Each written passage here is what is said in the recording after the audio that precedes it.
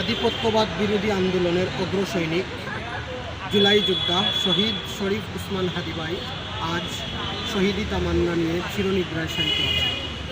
প্রিয় দেশবাসী, শহীদ শরীফ উসমান হাদী ভাইয়ের স্বপ্ন ছিল এই দেশের সমাজ ও রাষ্ট্র ব্যবস্থায় ন্যায় ইনসাফ প্রতিষ্ঠা করা। তাই শহীদ শরীফ উসমান হাদী ভাই সবসময় শহীদি তামান্না বুকে নিয়ে চলাফেরা করেন।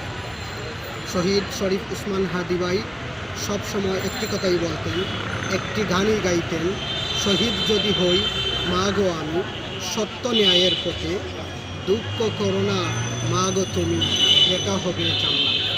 প্রিয় দেশবাসী, আজকে আমরা একজন জুলাই যোদ্ধাকে হারিয়েছি। আমরা এমন একজন অকুতোভয় সৈনিককে হারিয়েছি যার দীপ্ত চেতনা ছিল কবি নজরুলের মতো, যার স্বপ্ন ছিল এই দেশ ও দেশের মানুষের জন্য, যার স্বপ্ন ছিল এই দেশের মানুষের কল্যাণের জন্য।